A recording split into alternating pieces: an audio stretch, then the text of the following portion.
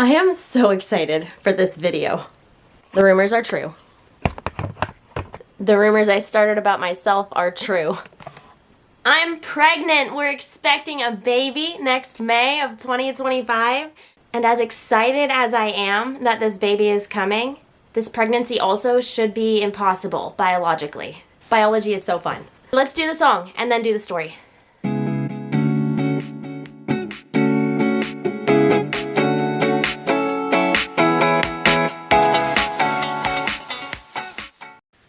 Suppose I should share what you can expect in this video. What I want to do is tell you the nitty-gritty details of the timing between when I had my period and when I had my positive pregnancy test, when I should have ovulated versus when I did ovulate, and how my service dog told me yet again that I was pregnant. He is 4 for 4. This baby should have biologically been impossible. This baby is a total miracle baby, and I'm so excited for it.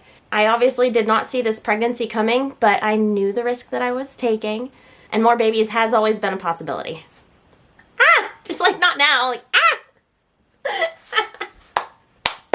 This probably goes without saying, but it's gonna get very personal. I'm gonna talk about periods and ovulation and doing dirty things. That's as far as it's gonna get, like when that happened. And if any of those words made you uncomfortable, please click out. I trust you to moderate yourself because I'm not gonna be able to moderate myself. Let's start with a quick refresher on how getting pregnant usually works. Usually a woman has 28 days in her menstrual cycle, which is 4 weeks. Day 1 is the first day of her period. Day 14 is usually ovulation day, which is the day that you can get pregnant, and a little bit before that, and a tiny bit after that, but day 14 is ovulation day. And then day 28 is last day of the cycle. Day 1, you get your next period. I needed to open with this because my cycle is a little bit different. I actually have a longer cycle. So instead of period, 2 weeks ovulation, 2 weeks period, I have period, 3 weeks ovulation, then 2 weeks period, giving me a 5-week cycle. My average is 33 to 35 days long. Since ovulation occurs 2 weeks before your next period, my expected ovulation date is between day 19 and 21 of my cycle, whereas a normally menstruating woman, like I said before, would ovulate at day 14. I have about 5 to 7 days of extra padding. I almost feel like I need to get out a calendar and have it drawn out for you. But we'll see what we can do. The first day of my last period was Monday, August 5th. According to my app, that means that my expected ovulation was Saturday, August 24th. My period due date was 2 Saturdays after that, which is September 7th. Now, an awkward refresher on the basics of fertilization, without getting my channel into any trouble. The male's contribution can live inside the female for about 5 to 7 days. I think actually online, I think it said the male's contribution is 3 to 5 days and up to 7. The female's egg that is released from the ovary on ovulation day only lives for about 1 or maybe 2 days. So a woman is only supposed to be fertile for a little bit, like maybe 5 days or a week in the middle of her cycle. Let's not get caught up in the details of exactly what that gap is, but what this means is that if a woman starts her period and knows that she's on day 1 of her menstrual cycle, she can be pretty darn sure that she's not gonna be fertile for the next at least week. For me, about 2 weeks, but I don't like to push it further than a week, if you catch my drift, with the free passes. And then after about that week mark, you start to get into sketchy zone for a woman who has a normal, like a very, I don't want to call it like normal, but like a very regular 28-day menstrual cycle, like the standard, the stereotype. So for me, my expected ovulation was Saturday, August 24th. We did have one unprotected encounter. And this is so awkward to say, okay. So we did have one unprotected encounter, and that was on Monday, August 12th, which is 1 week after I started my period, which is 12 days before I was supposed to ovulate. 12 days. So even if I were to ovulate 5 days early, which is kind of wild Like, I'm almost 3 years postpartum. My periods are very regular right now. I'm not off by 5 days in a cycle. So, interestingly, after this happened, my husband and I were kind of talking about it. This is such an intimate moment. We're like getting dressed afterwards and getting ready to go to bed. I don't remember the exact wording, but the gist of it was, we're still playing it safe, right? And I was like, yes, we're still playing it safe, unless God decides to pull a fast one and ovulate me early. And at the same time, you decide to have mega swimmers that just last a week and a half, then maybe we'd have a problem, but that shouldn't be a problem.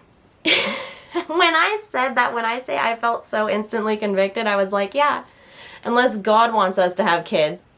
Oh, and I just opened up the means for him to do that. My foot is in my mouth, and now there are 2 feet in my womb. I was literally instantly convicted by that, and so that started what I had in my head as my 4-week wait, because it had only been 1 week since my last period, so I had another 4 weeks until my period was due. I was like, oh my gosh, this is gonna be the longest month. And I didn't want to spook my husband and go to him with yet another thing, like the thing I revealed in the last video with the crazy secret, where I just keep having these crazy feelings about things. This was just another one of them. So I didn't want to tell him, oh, hey, you know what, actually, I kind of have this weird feeling it might have happened, because it was illogical to think that that could have happened, and I didn't want to worry him unnecessarily. Fast forward 9 days after the encounter, 8 days, we were traveling, and I got really, really nauseous. It was actually right before we were traveling, so it wasn't even like the airplane got to me or anything like that. And I'm not the type to get like super nervous or weird about traveling. Like I wouldn't get nauseous before traveling normally. I got really nauseous. And in hindsight, I looked up whether or not nausea can be a sign of ovulation, and it totally can. So interestingly, I was actually throwing up 8 days after that unprotected thing, and I'm wondering if that was ovulation day.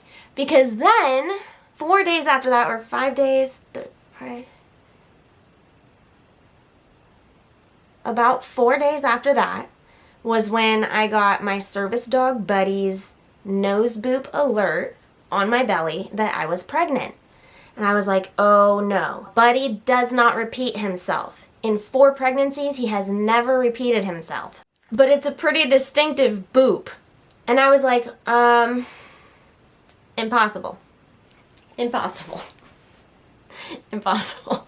We were at a hotel in Nashville, Tennessee at the time, and Buddy was on duty, and I was outside with him and the girls just kind of hanging around.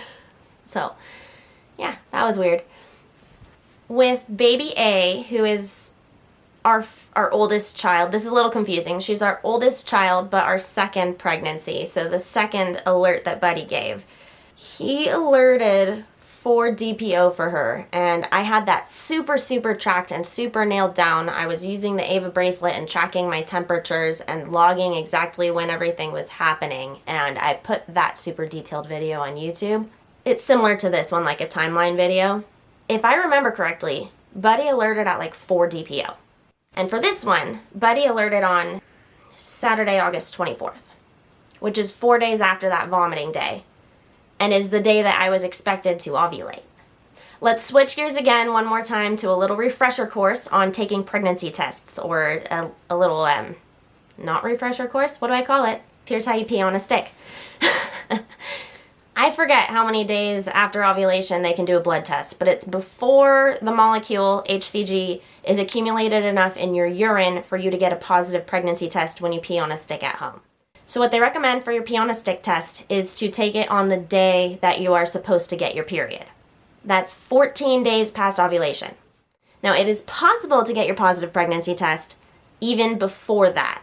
I've seen as early as like 9 DPO, which would be 5 days before the mixed period at the extreme. But more likely the earlier ones I've been seeing are like 12 DPO or maybe 11. You might get it on your pee test. So with Buddy alerting at 3 or 4 DPO, or maybe even 5, he's a solid week before I can take a pee on a stick test. That week was a very long wait. Buddy's alert was on a Saturday, so I took a pregnancy test the following Saturday, and it was negative. Let's see, that was 24th plus 7, I guess August 31st is when that would have been. Saturday, August 31st, my test was negative. Somehow, I did not take a test on Sunday. I must have been very distracted or busy doing other things. And then Monday morning, I took a pregnancy test, and it was positive. It was quite positive. This is Monday, September 2nd. I got my positive pregnancy test, which is 4 weeks after my last period to the day. Which is 6 days before my missed period, but I think I would have gotten that positive pregnancy test 7 days before my missed period. Absolutely bonkers. To do the math for you backwards from DPO to how many days before your missed period that would be. DPO is days past ovulation. Did I ever say that? 9 DPO would be 5 days before your missed period, basically unheard of. 4 days before your missed period is still very early.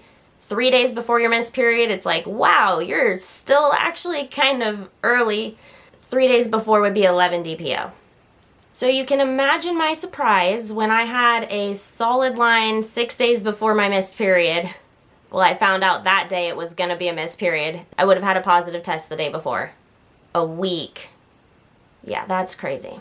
I took the pregnancy test that morning because I was fully expecting it to say that I'm pregnant. So as much as I was not expecting or planning for this pregnancy to happen, I definitely knew the risk that I was taking, and my husband and I have always been open to having more kids.